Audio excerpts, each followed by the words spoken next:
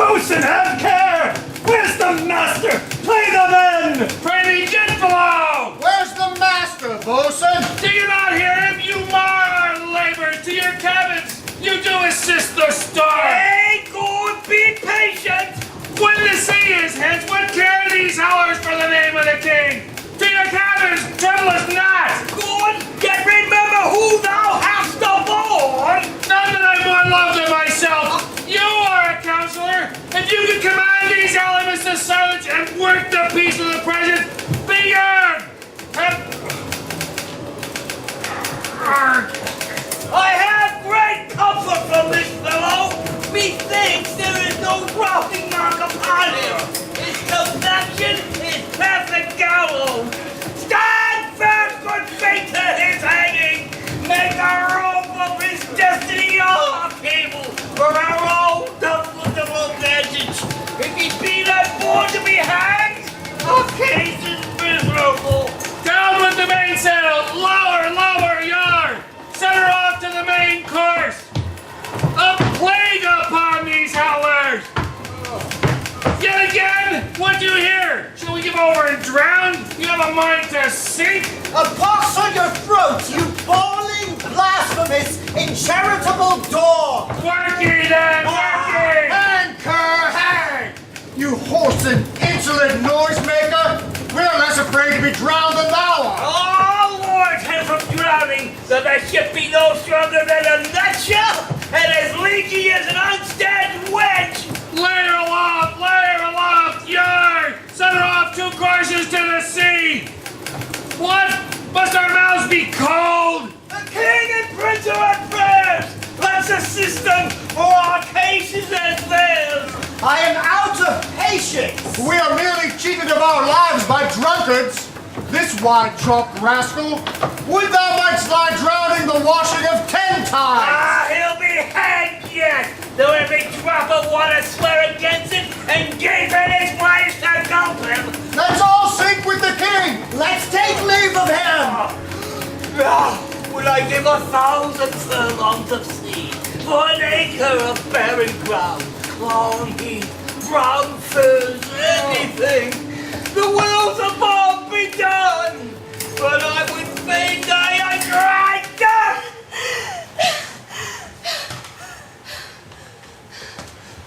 If by your art, my dearest father, you have put the wild waters in this roar, allay them. The sky, it seems, would pour down stinking pitch, but that the sea mounting to the welkin's cheek dashes the fire out. Oh, I have suffered with those that I saw suffer. A brave vessel that had no doubt some noble creature in her, dashed all to pieces. Oh, the cry did knock against my very heart. Poor souls, they perished. Had I been any god of power, I would have sunk the sea within the earth, or ever should the good ship so have swallowed, and the frothing souls within her. Be collected. No more amazement. Tell your piteous heart there's no harm done. Woe the day! No harm.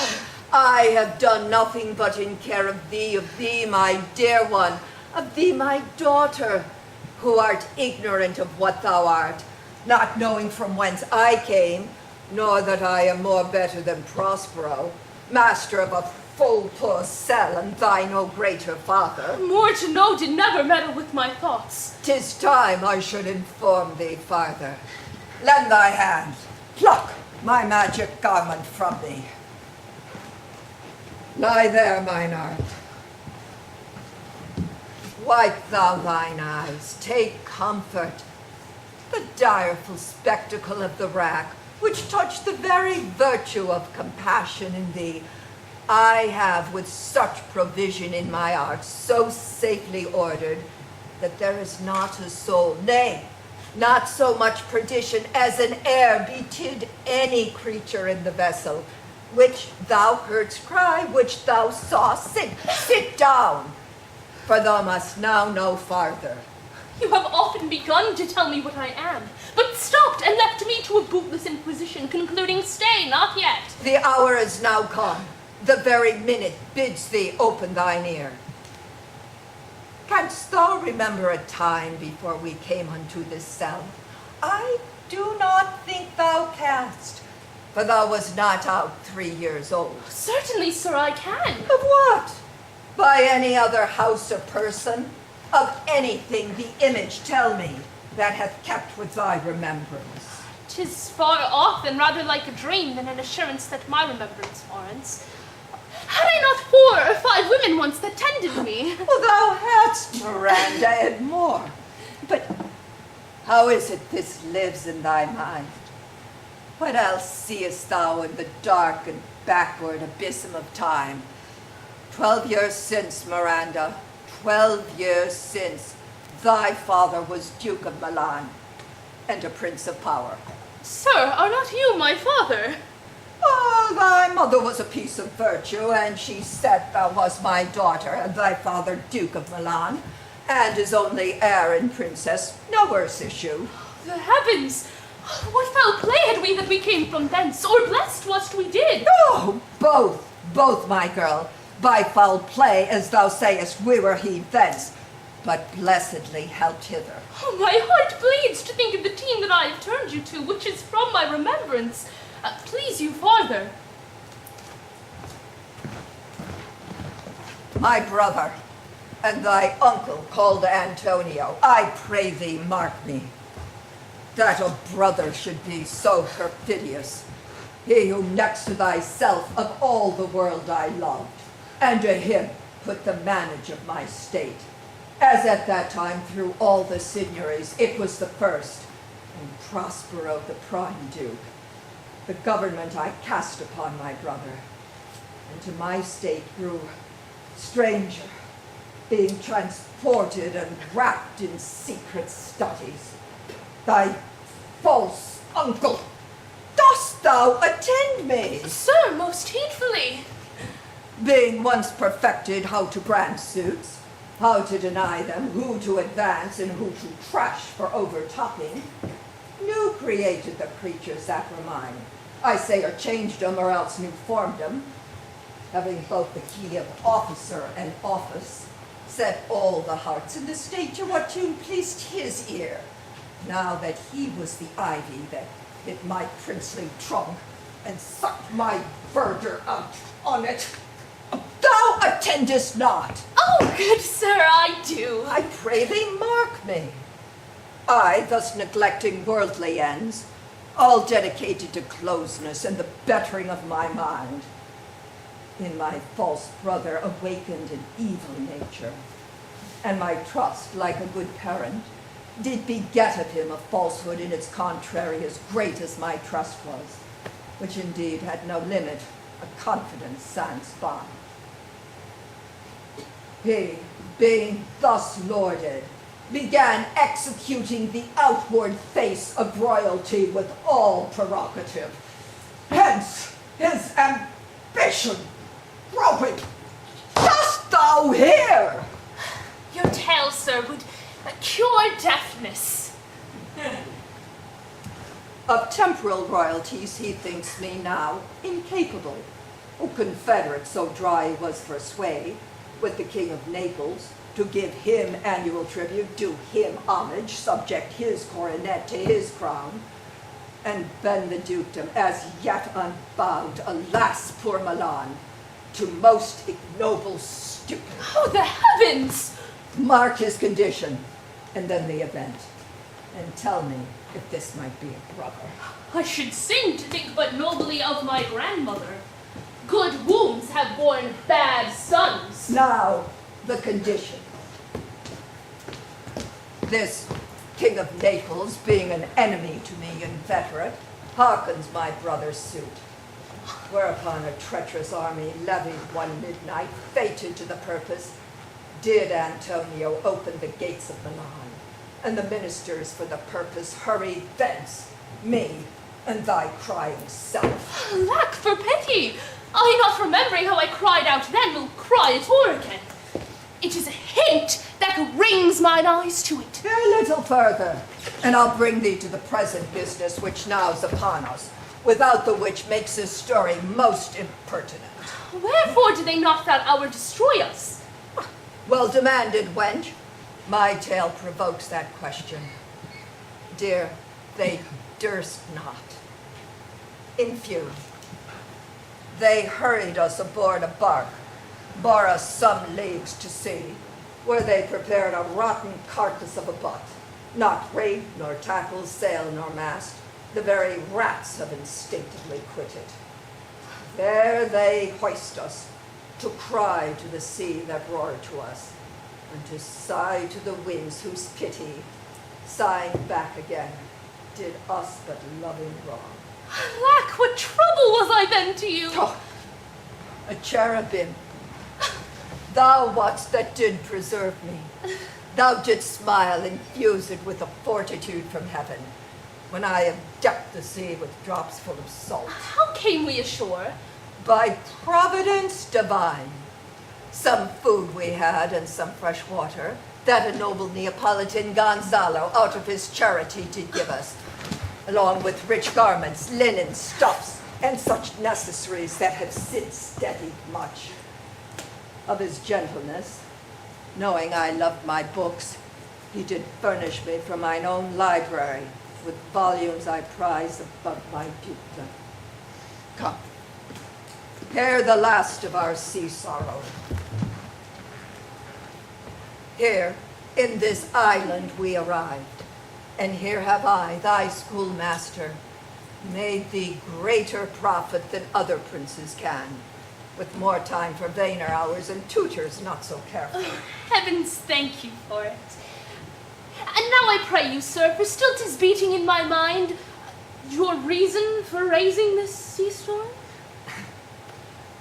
Know thus far forth, by accident most strange, bountiful fortune, now my dear lady, hath mine enemies brought to this shore. By my prescience I find my zenith doth depend on the most auspicious star, whose influence if now I court not but omit, my fortunes will ever after drew. Cease, no more questions. Thou art inclined to sleep. 'Tis a good dullness. Give it way. I know thou canst not choose.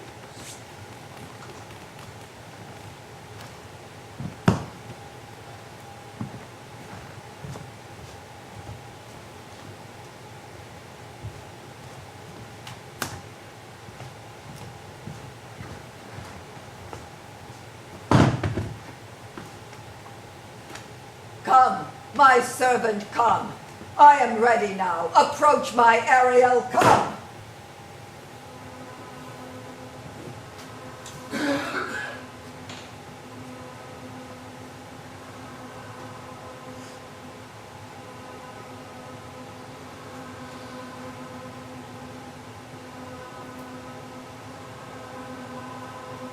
Evil construction, smells of corruption, honor noise, serene grace. This air to Grand Saga, Galonda, Macha.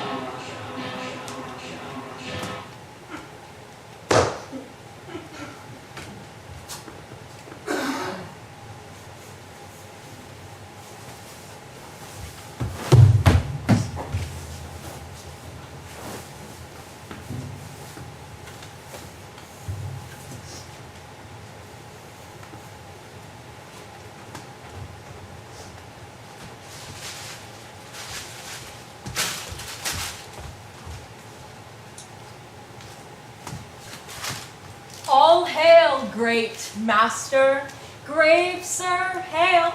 I come to answer thy best pleasure, be it to fly, to swim, to dive into the fire, to ride on the curled cloud, to thy strong bidding task, Ariel and all her quality.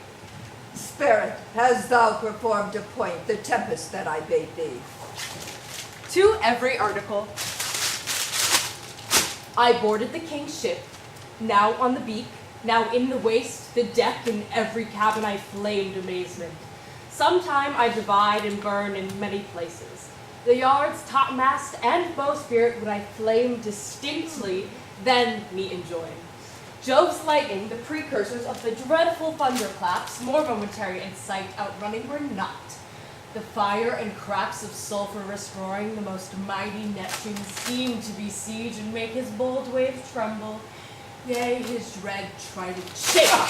My brave spirit, who is so firm, so constant, that this coil would not infect her reason. Not a soul but felt a fever of the mad and played some tricks of desperation. All but mariners plunged into the foaming brine and quit the vessel, then all afire with me. The king's son, Ferdinand, with hair, upstaring, then like reeds, not hair, was the first man that leapt and cried, "Hell is empty and all the devils are here!" But spirit, was not this nigh shore? Close by, my master. But are they, Ariel, safe? Not a hair perished, and on their sustaining garments not a blemish, but fresher than before. And as thou badest me, in troops I dispersed them about the isle. The king's son I've landed by himself, whom I left cooling of the air with sighs, and sitting his arms in this odd knot. Oh, of the king's ship, the mariners say how thou hast disposed, and all the rest of the fleet. Safely in arbor is the king's ship. In the deep nook where once thou calledst me up at midnight to fetch dew from the still vexed Bermudas. There she's hid, the mariners all under hatches stowed, who with the charm joined to their suffered labor I have left asleep. And for the rest of the fleet, which I dispersed, they've all met again and are upon the Mediterranean float, bound sadly home for Naples, supposing that they saw the king's ship wracked and his great person perish. Ariel, thy charge exactly is performed, but there's more work. What is the time of day? Past the mid-season! At least 2 glasses. The time 'twixt 6 and now must by us both be spent most preciously. Is there more toil? Since thou dost give me pains, let me remember thee what thou hast promised, which is not yet performed me. Oh, now, Moody, what is it thou canst demand? My liberty? Before the time be up, no more. I prithee, remember I have done thee worthy service, told thee no lies, made no mistakings, served without grudge or grumblings. Thou did promise to bait me a full year. Hast thou forgot from what a torment I did free thee? No. Oh, thou liest, malignant thing. Hast thou forgot the foul witch Sycorax, who with age and envy was grown into a hoop? Hast thou forgot her? No, sir. Thou hast. Where was she born? Speak, tell me. Sir, in Ayrshire. Oh, was she so? I find once in a month I must recount what thou hast been, which thou forgettest. This damned witch Sycorax, with mischiefs manifold and sorceries too terrible to enter human hearing, from Argier, as thou knowest, was banished. For one thing she did, they would not take her life. Is not this so? Aye, sir. This blue-eyed hag was hither brought with child, and here was left by the sailors. Thou, my slave, as thou reportst thyself, was then her servant, and as thou was a spirit too delicate to act her earthly and abhorred commands, refusing her grand hests, she did confine thee within a cloven pine, within which rift thou didst painfully remained imprisoned 12 years, within which space she died and left thee there, to vent thy groans as fast as mill will strike. Then was this island, save for the sun she did litter here, a freckled whelp hag born, not honored with a human shape. Yes, Caliban, her son. Yes, Caliban. Dull thing I say so, whom I now keep in service. Thou knowest best from what a torment I did free thee. It was a torment to lay upon the damned, which Sycorax could not again undo. It was mine art, when I arrived and heard thee, that made gape the pine and left thee out. I thank thee, master.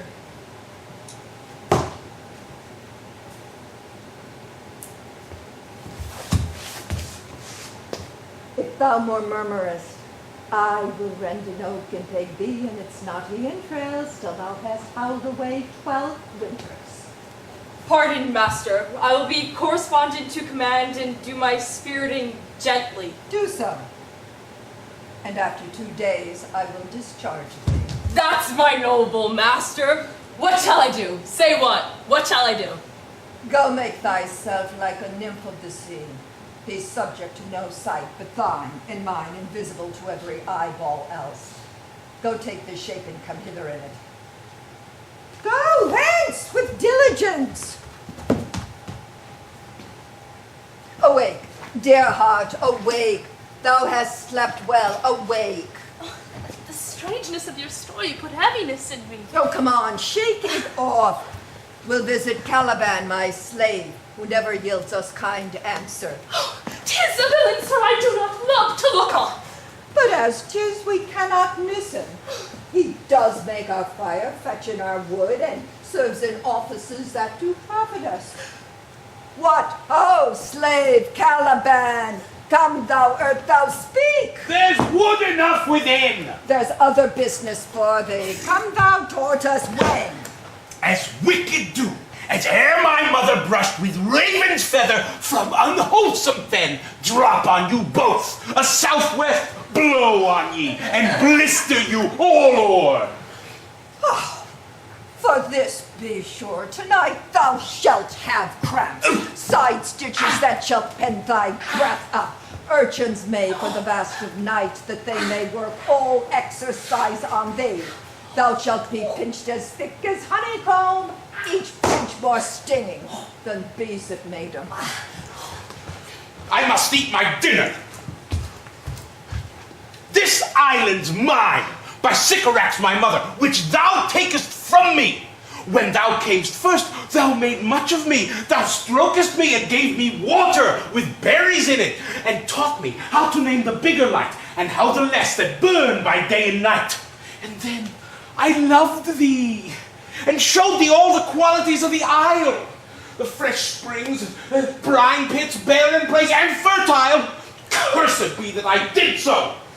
All the charms of Sycorax, toads, beetles, bats, light on you, for I am all the subjects that you have, which first was mine own king.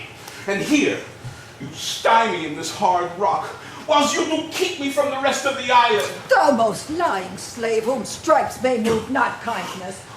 I have used thee, filth as thou art, with humane care, and did lodge thee in mine own cell, till thou didst seek to violate the honor of my child. Would it had been done! Thou didst prevent me. I had peopled else this isle with Calibans. Abhorrent slave! That any print of goodness will not take, being capable of all ill. I pitied thee, took pains to make thee speak, taught thee each hour one thing or other, when thou didst not savage know thy own meaning, but wouldst gabble like a thing most brutish. I endowed thy purposes with words that made them known to thee. But thy vile race, though thou didst learn, had that in it which good natures could not abide to be with. Therefore wast thou deservedly confined into this rock. Thou deservest more than a prison! You taught me language, and my profit on it is I know how to curse. The red plague rid you for learning me your language. Oh, hag seed hence! Fetch us in fuel and be quick. Thou art best to answer other business. Shruggest thou, malice? If thou neglectest or dost unwillingly what I command, I'll rack thee with old cramps, fill all thy bones with aches, and make thee roar that beasts shall tremble at thy din. No, prithee! I must obey. His art is of such power, it would control my damned god Setebus and make a vassal of him. Oh, go hence!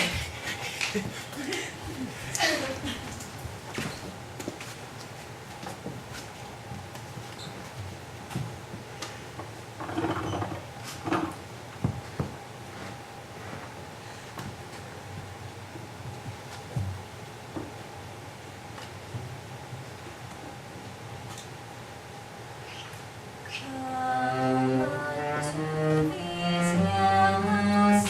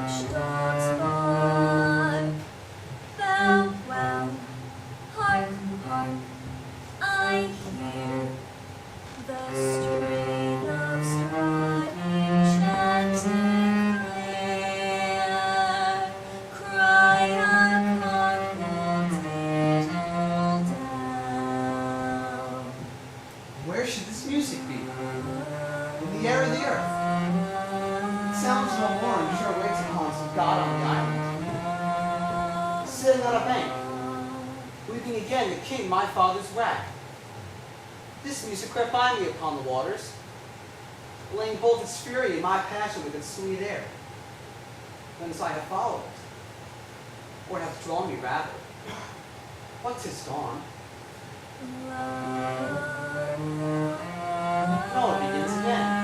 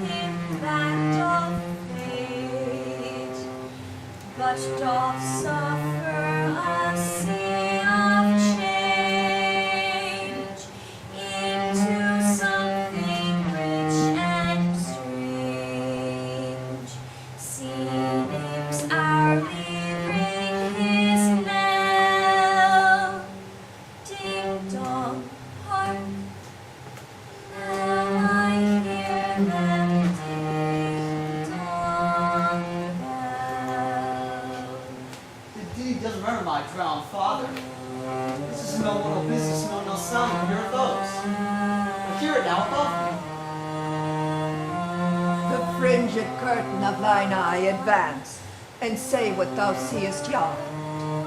What is it? A spirit? Oh, Lord, how it looks about. Believe me, sir, it carries a brave form.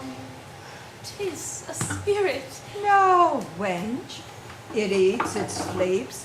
It hath such senses as we have such. The gallant thou seest was in the rack, and but he's something stained with grief, that's beauty's canker. Thou mightst call him a goodly person.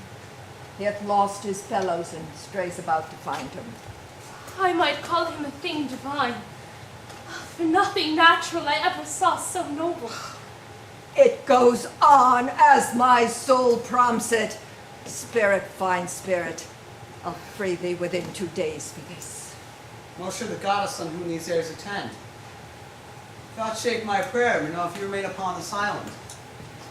Now you some good instruction give how I may bear me here. My prime request, which I do last pronounce, is, oh, you wonder if you be a maid or no.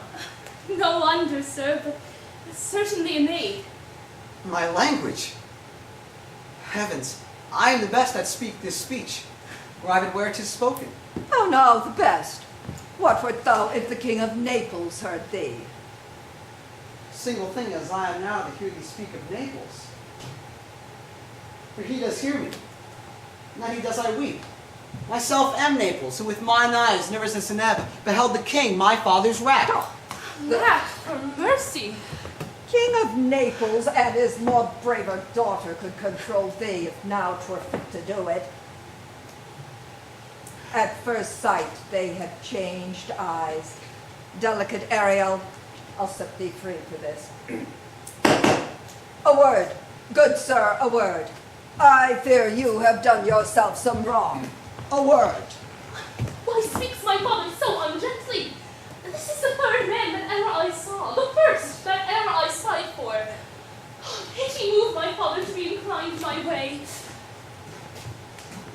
If a virgin, and your affection not gone forth, I'll make you the queen of Naples. Oh, soft, sir, one word more. They are both in either's powers. But this swift business I must uneasy make, lest too light winning make the prize light. A word, I charge that thou dost attend me. Thou dost here usurp the name thou ownest not, and hast put thyself upon this island as a spy to win it for me, the lord on it. No, as I'm a man. There's nothing ill that can dwell in such a temple. How? If the ill spirit have so fair a house, good things will strive to dwell within it. Follow me! Speak not you for him, he's a traitor. Come, I will will manacle thy neck and feet together. Sea water shalt thou drink. Thy food shall be the fresh brook mussels, withered roots, and husks wherein the acorn cradle follow. No. I will resist such entertainment till mine enemy has more power. Oh, dear father, make not too rash a trial of him, for he's gentle and not fearful. Ah, put thy blade up, traitor, who makest a show but darest not strike. Thy conscience is so possessed with guilt. Oh, come from thy ward, for I could here disarm thee with this stick and make thy weapon drop. I beseech you! Take not on my garment. Oh, sir, have pity, I'll be his shorty. Silence! One word more shall make me chide thee, if not hate thee. What? An advocate for an impostor? Hush! Thou thinkest there be no more such shapes as he, having seen but him and Caliban. Oh, foolish wench! To the most of men, this is a Caliban, and they to him are angels. My affections are then most humble. I have no ambition to see a goodlier man. Come on, obey. Thy nerves are in their infancy again. They have no vigor in them. So they are. My spirits as in a dream are all bound up. My father's loss, the weakness which I feel, the wrack of all my friends. Nor this man's threats to whom I am subdued are but light to me. Might have I through a prison once a day behold this maid. All corners also of the earth let liberty make use of. Have I space enough in such a prison? It works. Come on. Thou hast done well, fine Ariel. Follow me. Be of comfort, sir. My father's of a better nature than he appears by speech. This is unwanted now that came from him. Thou shalt be free as mountain winds, but then do exactly all points of my command. To the syllable. Come, follow. Speak not for him.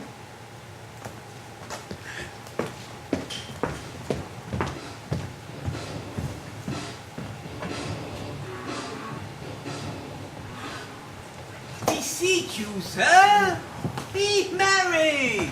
You have cause, so have we all, of joy, for our escape is much beyond our loss.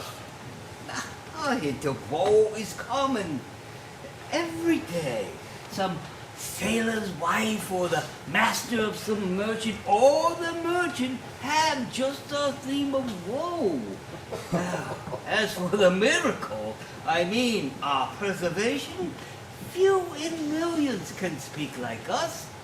Then wisely, good sir, weigh our sorrow with our comfort. Prithee, peace. He receives comfort like cold porridge. The visitor will not give him also. Look, as he winds the watch of his wit, by and by it will strike. Sir, What? Tell. when every grief is entertained that's offered, it comes to the entertainer. $1. The law comes to him. Indeed, you have spoken truer than you purposed. You have taken it wiselier than I meant you should. Therefore, my lord, Fie, what a spendthrift is he of his tongue. I prithee spare. Well, I have done. But yet, He will be talking.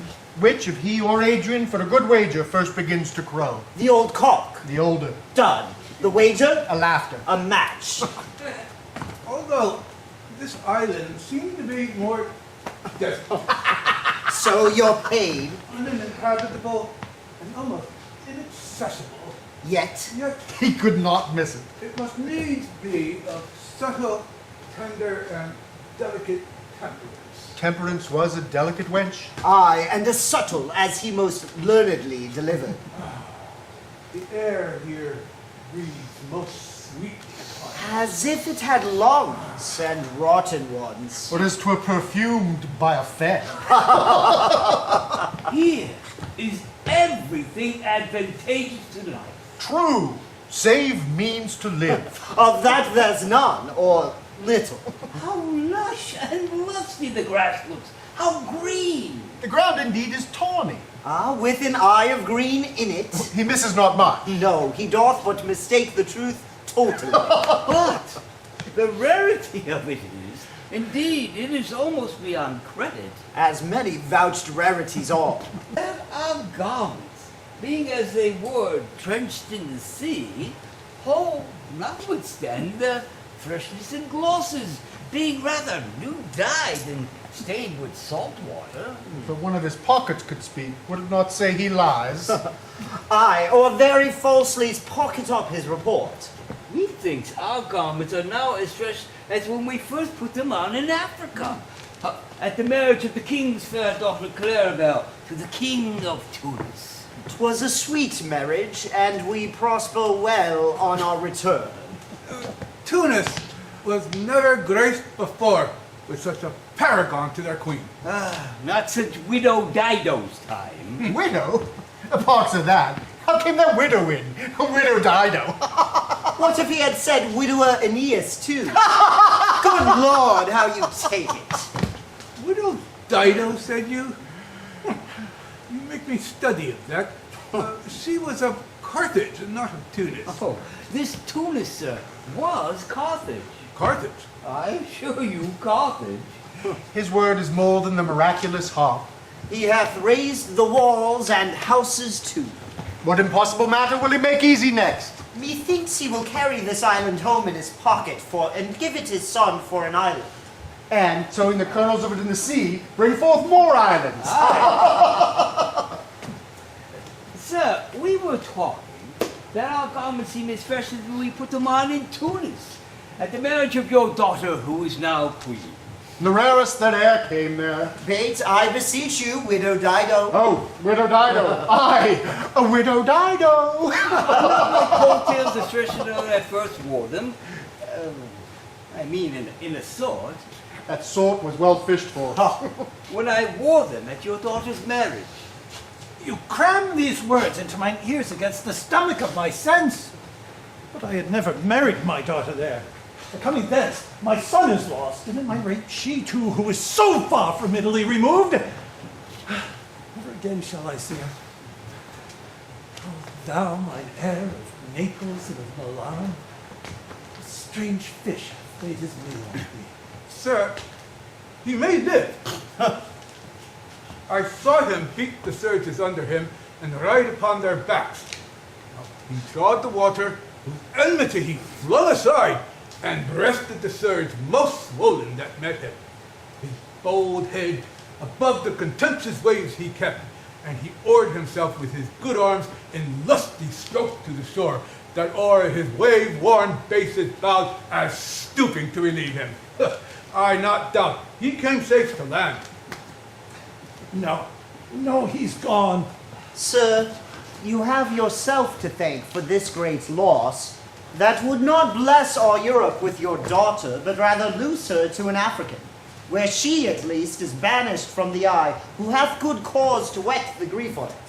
Prithee, peace. You were kneeled to and importuned otherwise by all of us. The fair soul herself weighed between loathness and obedience, at which end of the beam should bow. We have lost your son, I fear, forever. Milan and Naples have more widows in them of this business's making than we bring men to comfort them. The fault's your own. So is the dearest of the lost.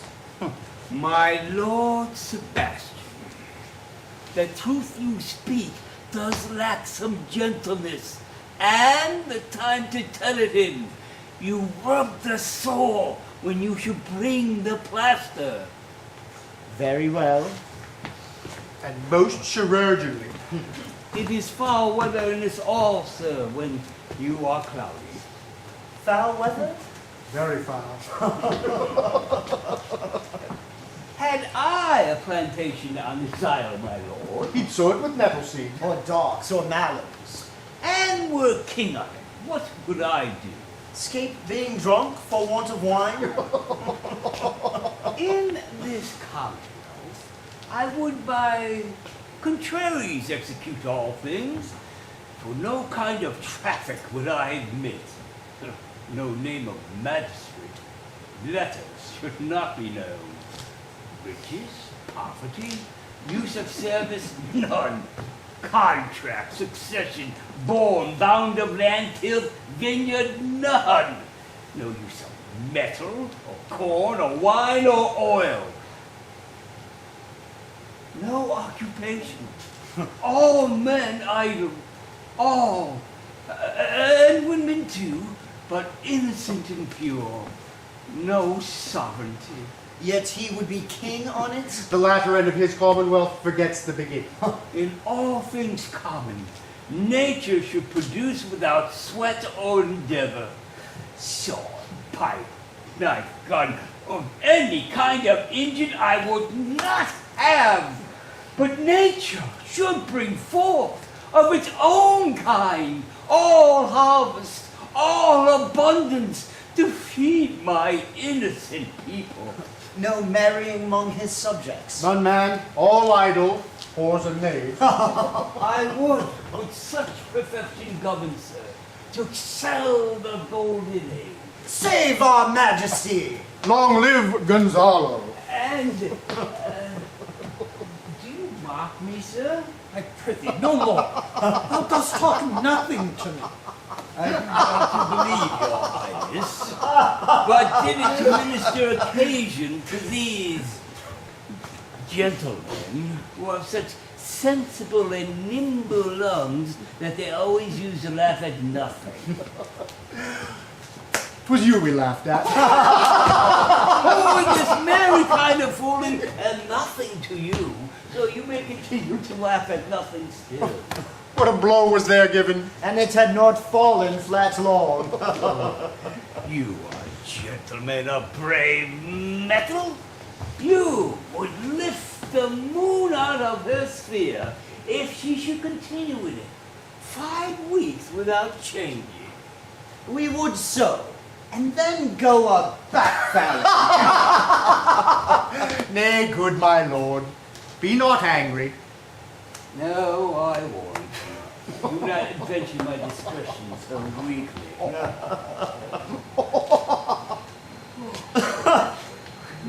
Will you laugh me asleep? For I am very heavy. Go, sleep, and hear us.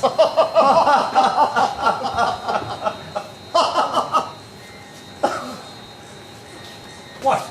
All so soon asleep? I wish mine eyes would leave themselves shut up my thoughts and finally are inclined to do so. Please you, sir, do not omit the heavy offer of it. It seldom visits sorrow. When it doth, it is a comforter. We too, my lord, will guard your person while you take your rest and watch your safety. Thank you. Wondrous heavy. What a strange drowsiness possesses them. It is the quality of the climate. Why doth it not then our eyelids sick? I find not myself disposed to sleep. Nor I. My spirits are nimble. They fell together all as by consent. They dropped as by a thunderstroke. What might? Worthy Sebastian. Oh, what might? No more. Yet methinks I see it in thy face what thou shouldst be. The occasion speaks thee, and my strong imagination sees a crown dropping upon thy head. What? Art thou waking? Do you not hear me speak? I do, and it is a sleepy language, and thou speakest out of thy sleep. What is it thou didst say? What a strange repose, to be asleep with eyes wide open, standing, speaking, moving, and yet so fast asleep. Noble Sebastian, thou lett'st thy fortune sleep. Die rather. Winkst whilst thou art waking. Thou dost snore distinctly. There's meaning in thy snores. I'm more serious than my custom. You must be so too, if heed me, which to do trebles the oar. Well, I am standing water. I'll teach you how to flow. Do so. To ebb hereditary sloth instructs me. Oh, if you but knew how you the purpose cherish was thus you mock it, how in stripping it you more invest it.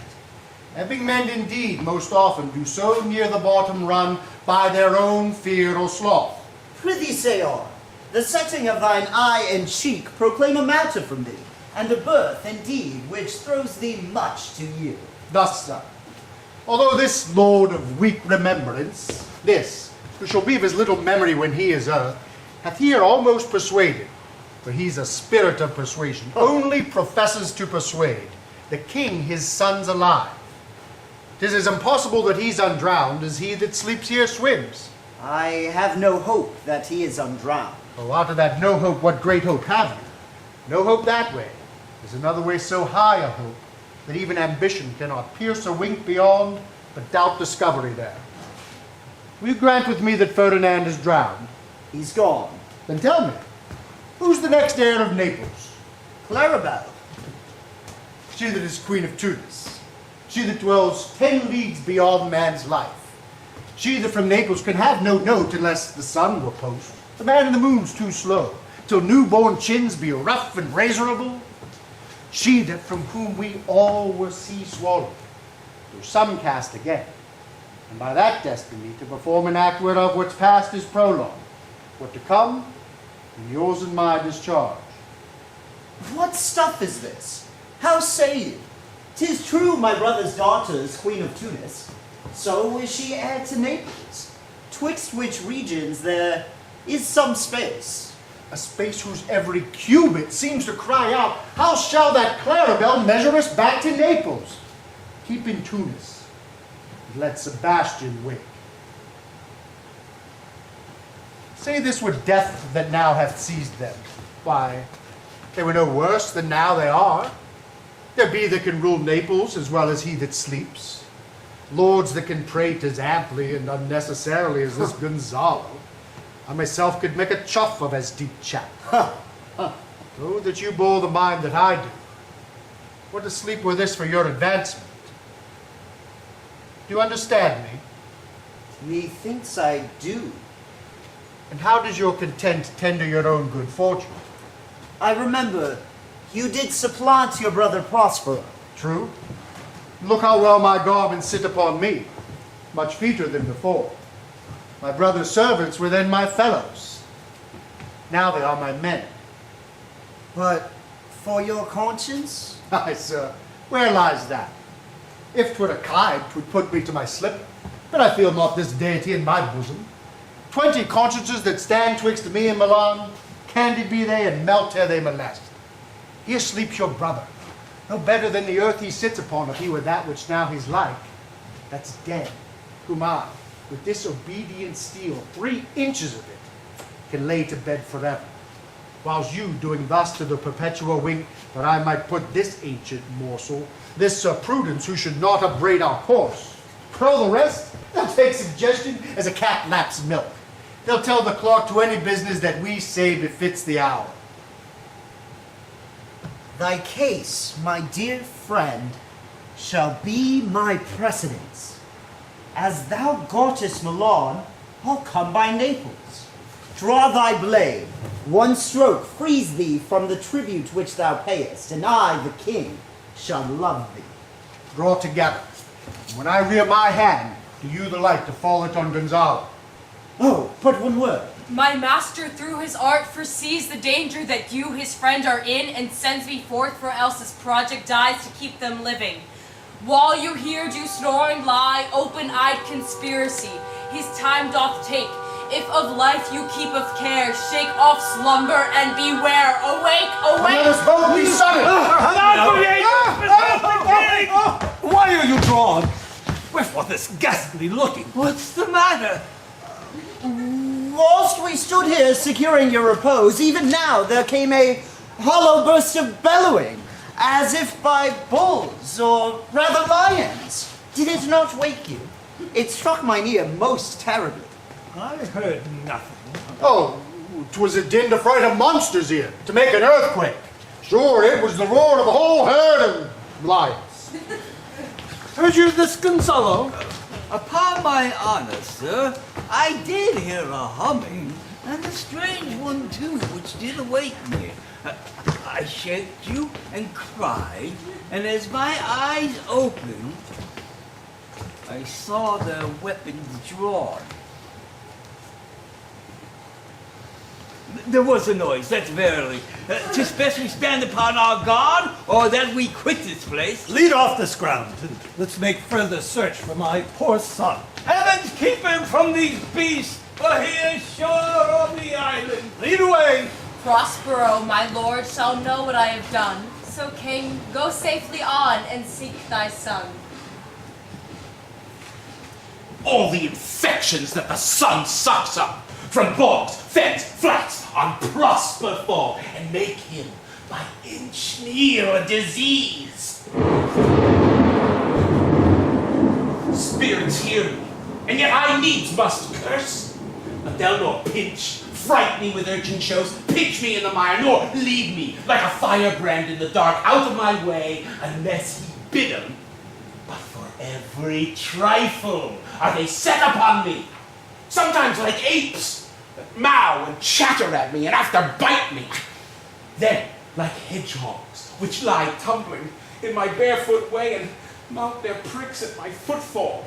Sometimes am I all wound with adders, who, with cloven tongues, do hiss me into madness. Lo, here comes a spirit of his now, and to torment me for bringing wood in slowly. I'll fall flat, but chance he will not mind me.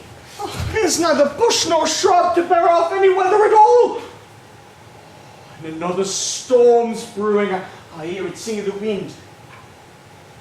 Yon same black cloud, yon huge one. Looks like a foul bombard would shed its liquor. It should thunder as it did before. I know not where to hide my head. Yon same cloud cannot choose but fall by pailfuls. What have we here? A man or a fish? Dead or alive? Oh! A fish! He smells like a fish! A very ancient and fish-like smell, a kind of gnaw of the newest Port John, a strange fish. Were I in England now, as I once was, but this fish... But this fish painted, not a holiday fool that would forgive a piece of silver. There would this monster make a man. Any strange beast there makes a man. Well, they will not give a doit to relieve a lame beggar. They will lay out 10 to see a dead Indian. Legged like a man.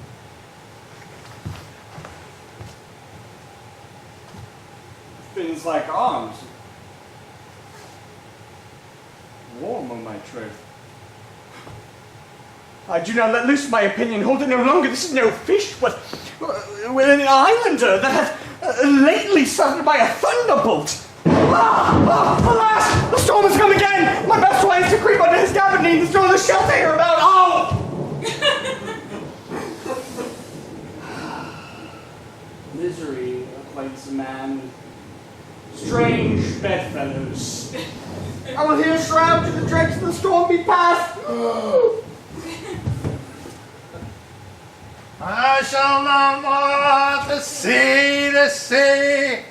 Here shall I die ashore. It's a very scurvy tune to sing at a man's funeral.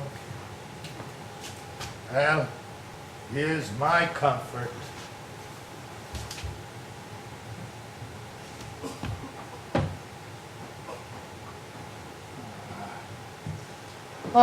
Master, the swabber, the boatswain and I, the gunner and his mate, loved Magmal and Marion and Marjorie, but none of us had a taste for Kate, for she had a tongue like a tang, would cry to a sailor, "Go hang!"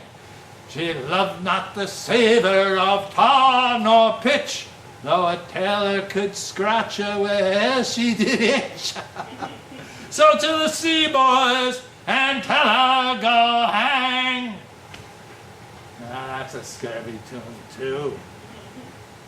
But here's my comfort. Do not torment me, oh! What's the matter?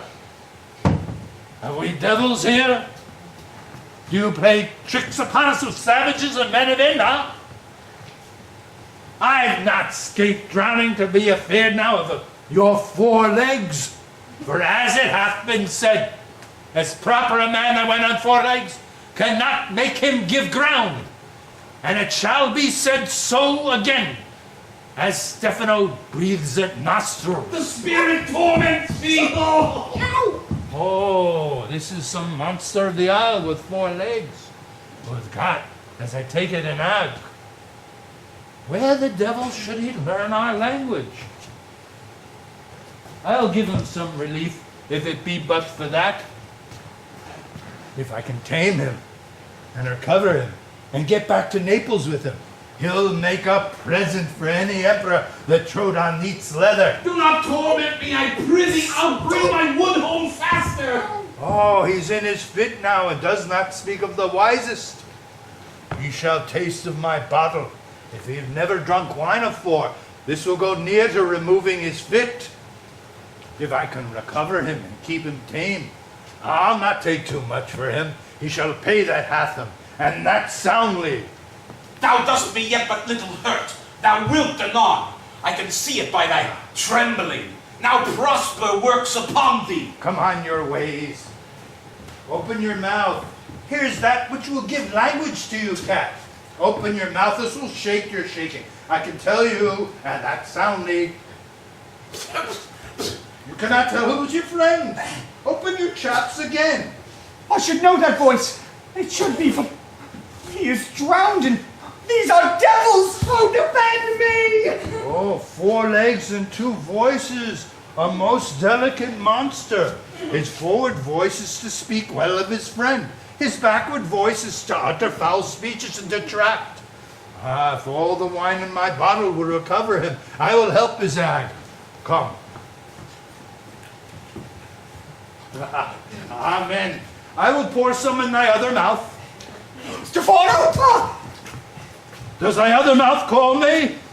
Mercy! Mercy! This is a devil and no monster. I will leave him. I have no longer spoon. Stefano! If thou beest Stefano, touch me and speak to me, for I am Trinculo. Be not afeard, thy good friend Trinculo. If thou beest Trinculo, come forth. Oh. Ah, I will pull thee by thy lesser legs. If any be Trinculo's legs, these be they.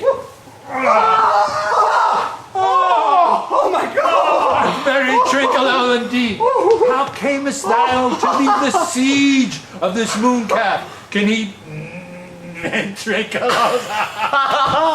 Oh, I took and be killed with a thunderstroke, but art thou not drowned, Stefano? I hope thou art not drowned.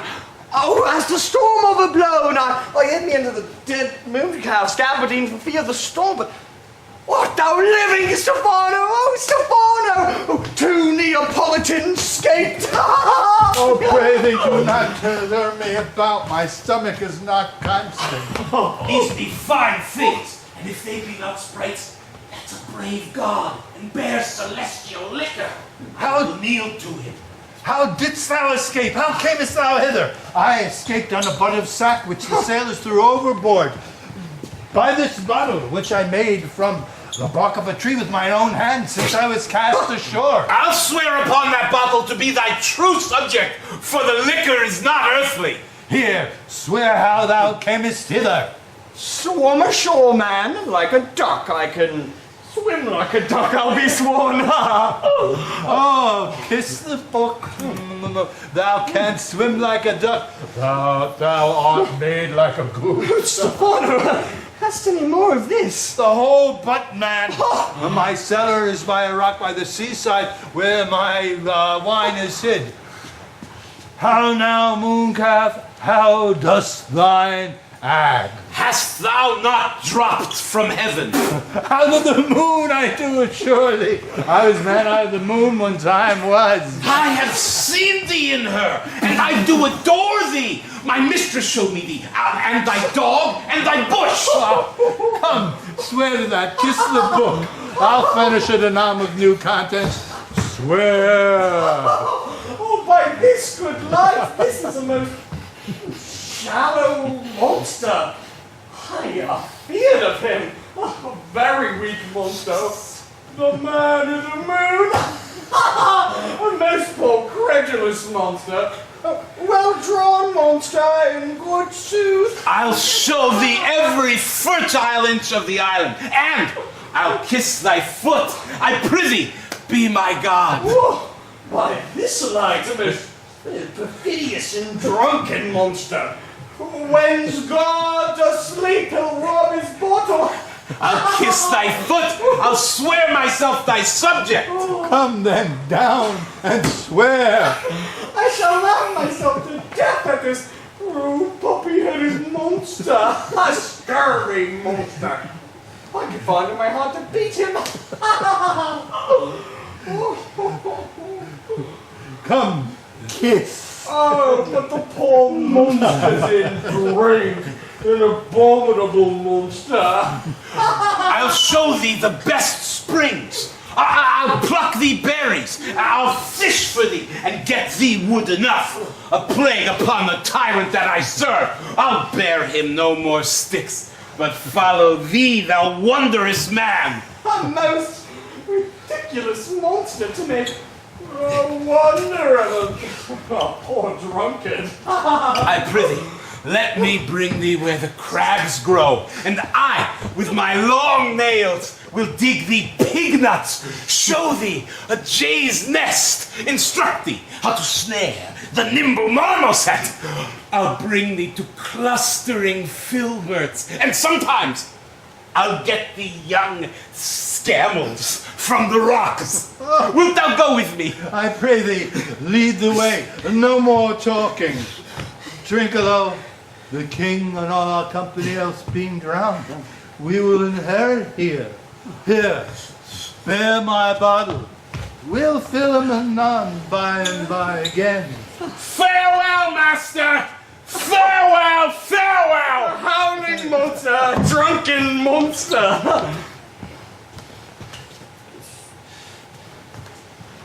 No more dams I'll make for fish, nor fetching, siring, at requiring, nor scrape treasury, nor wash dish.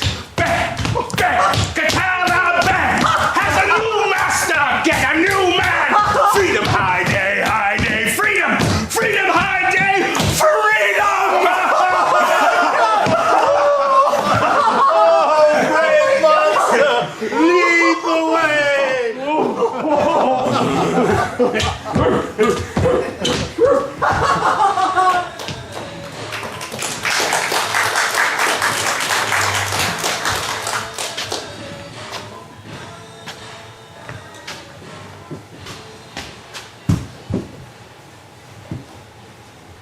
The recent sports are painful, and the labor to lightning sets off.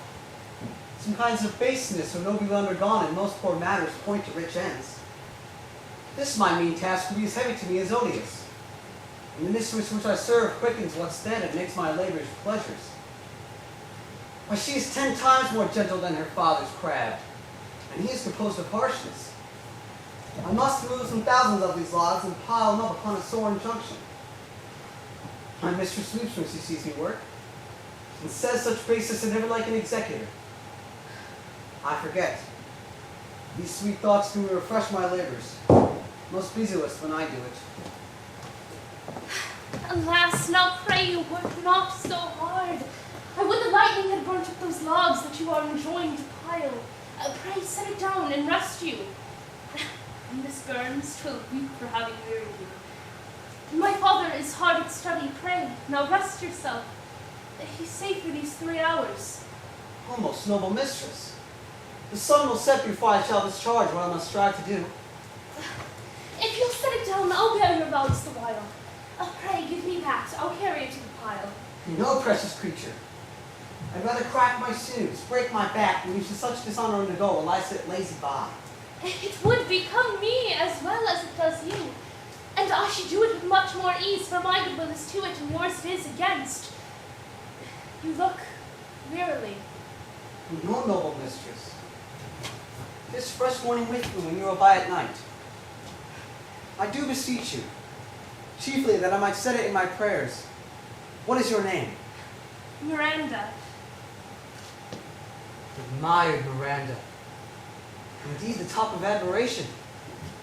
Worth what's dearest to the world. For many a lady I have eyed with best regard, and many a time the harmony of their tongue hath brought my too diligent ear. For several virtues I have liked several women. Never any with so full soul, but some defect in her did quarrel with the noblest grace she owed and put it to the foil. But you, oh you, so perfect and so peerless, are created of every creature's best. I do not know one of my sex, and no woman's face remember, save from my glass mine own. Nor have I seen more that I may call man than you, good friend, and my dear father. How features are broad, I am skilless of, but by my modesty the jewel within my dower. I would not wish any companion in the world with you, nor can imagination form a shape besides yourself to like of. Oh, but I prattle something too wildly, and my father's precepts I therein do forget. I am in my condition a prince, Miranda. I would think a king. I would not so and would no more endure this one slavery, than to suffer the flesh fly below my mouth. Hear my soul speak. The very instant that I saw you, did my heart fly to your service, there resides, to make me a slave to it. And for your sake am I this patient logman. Do you love me? Oh, heaven. Oh, earth, bear witness to the sound. And crown and I confess if I speak true. If hollowly, convert what is best boding me to mischief. I, beyond all limit, what else in the world? Do love, prize, honor you. I am a fool to weep at what I am glad of. Wherefore weep you? It's mine unworthiness. I dare not offer what I desire to give, and much less take what I shall die to want. Oh, but this is trifling, and all the more it seeks to hide itself the bigger bulk it shows. Hence bashful cunning and prompt me plain and holy innocence. I am your wife if you will marry me. If not, I'll die your maid. And to be your fellow you may deny me, but I'll be your servant whether you will or no. My mistress, dearest, and I thus humble ever. My husband, then? Aye, with the heart as willing as bondage heir of freedom. Here is my hand. And mine, with my heart in it.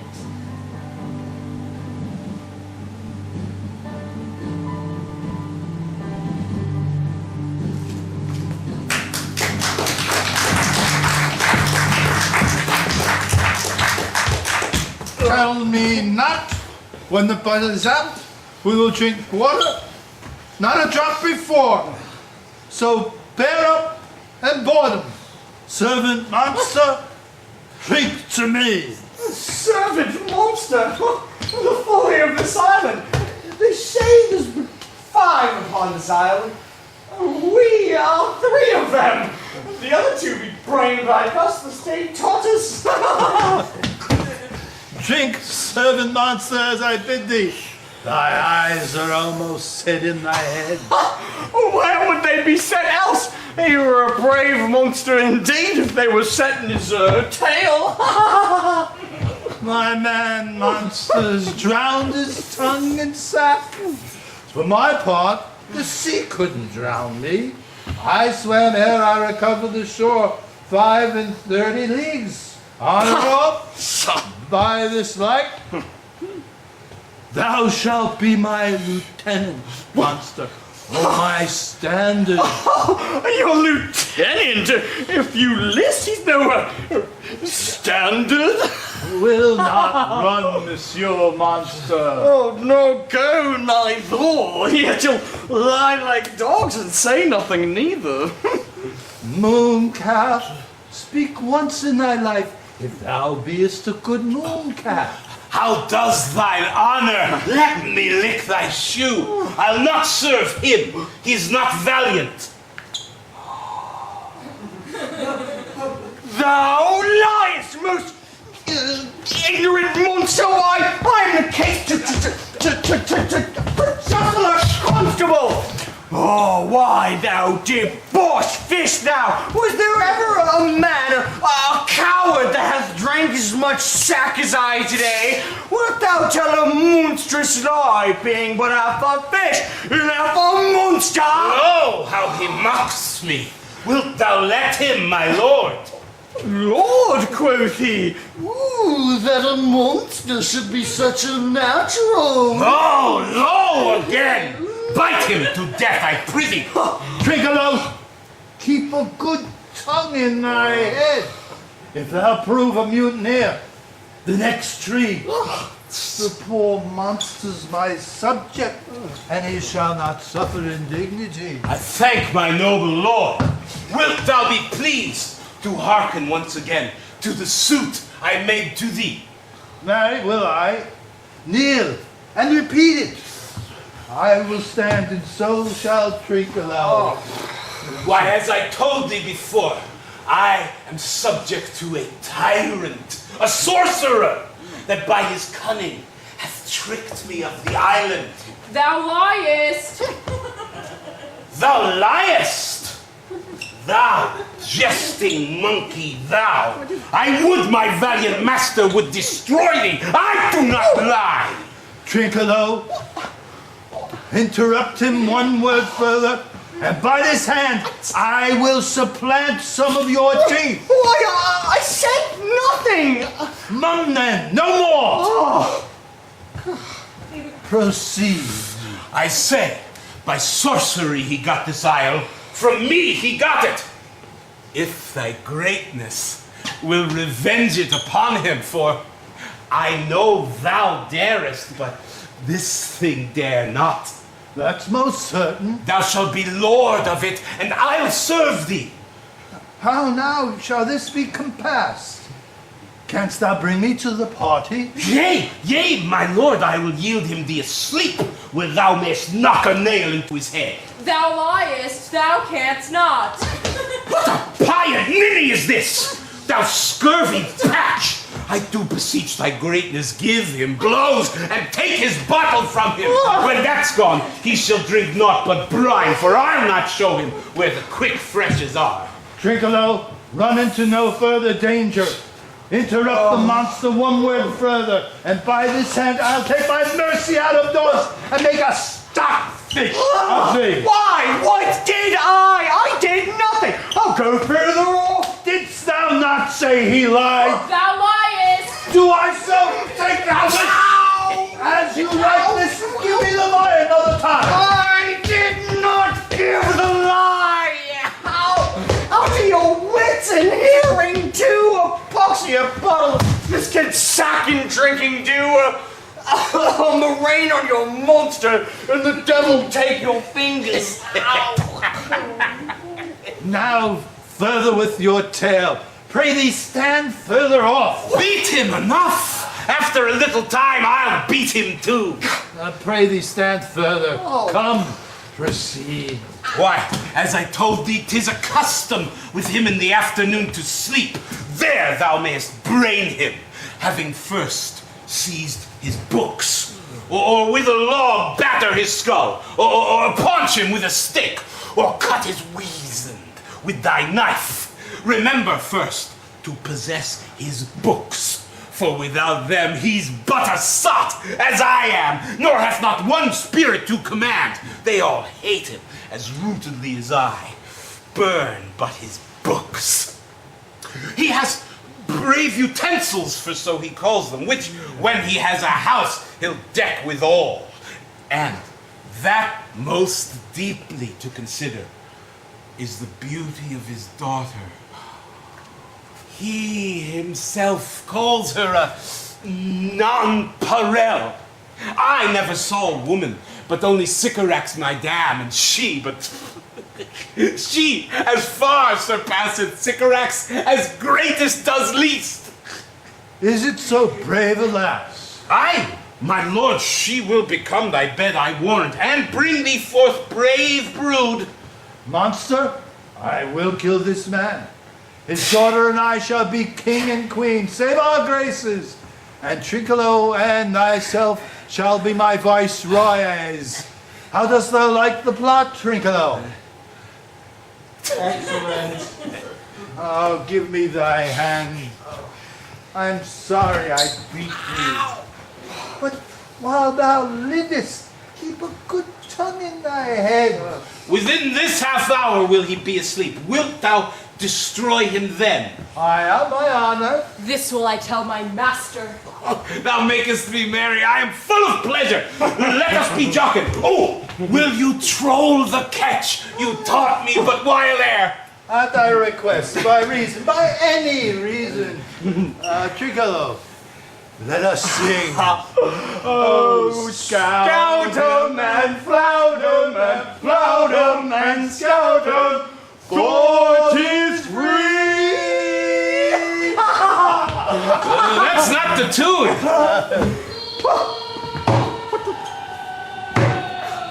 What is this saying?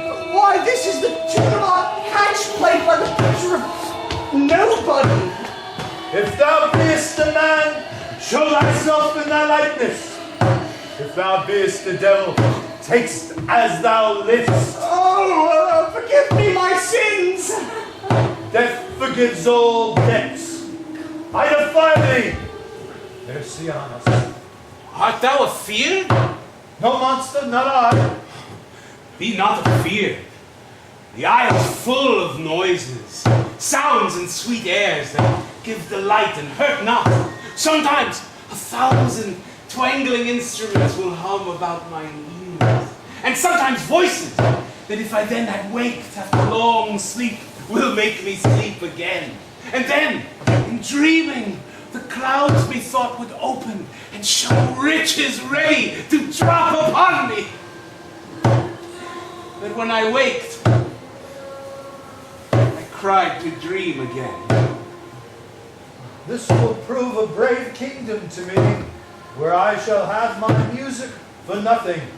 When Prospero is destroyed. That shall be by and by. I remember the story. The sound is going away.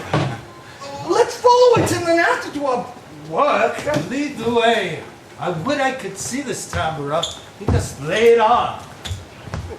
Let's come. I'll follow Stefano.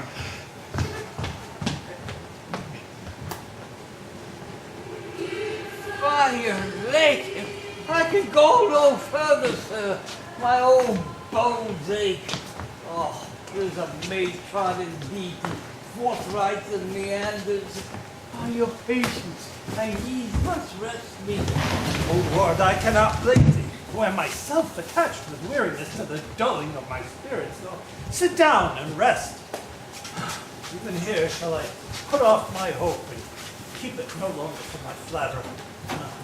He is drowned. And thus we strange find, and the sea mocks our frustrate search on land. Well, let him go. I'm very glad that he's so out of hope. Do not for one repulse forgo the purpose that you resolve to bear. Next advantage we shall take through. Let it be tonight. For now they are wearied with travel. They will not nor cannot do such vigilance as when they are fresh. I say tonight, no more.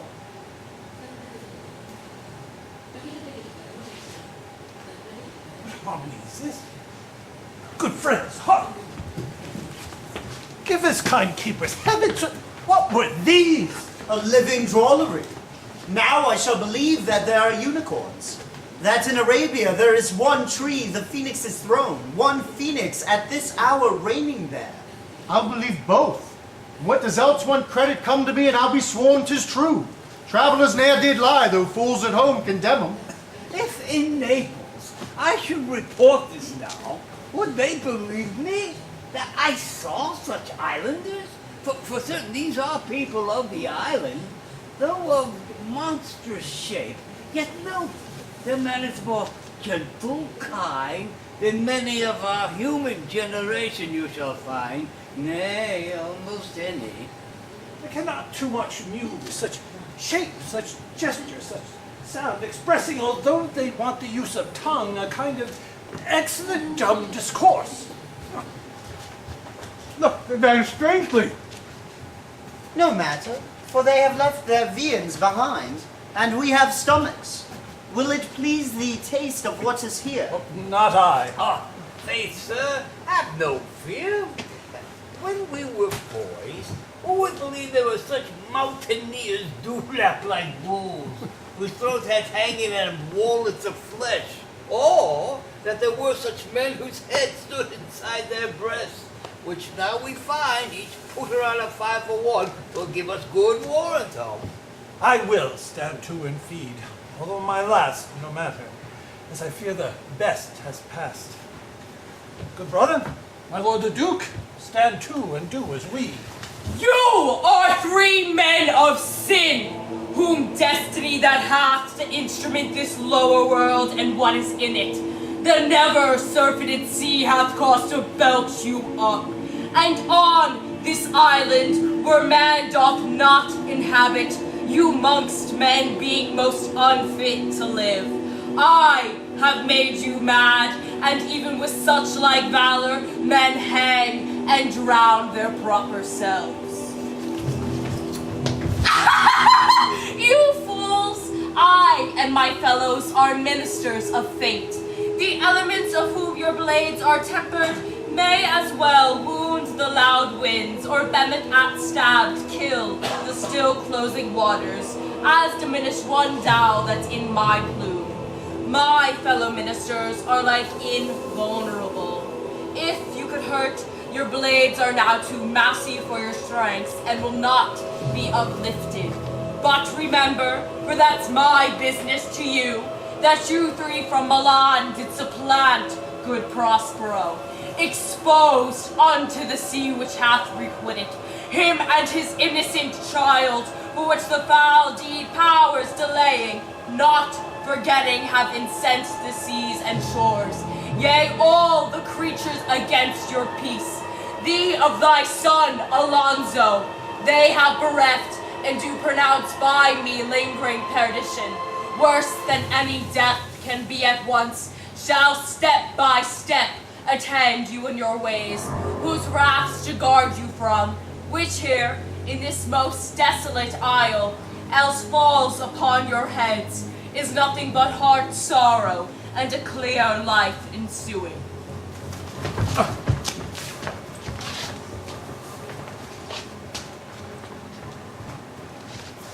In the name of something holy, sir, why stand you in this strange stare? It is monstrous, monstrous. Methought the billows spoke and told me of it. The wind did sing it to me, and the thunder, that deep and dreadful organ pipe, pronounced the name of Prospero. It did pass my trespass, and therefore my son in the ooze lies bedded. And I will seek him deeper than ever plummet sounded, and with him there lie mudded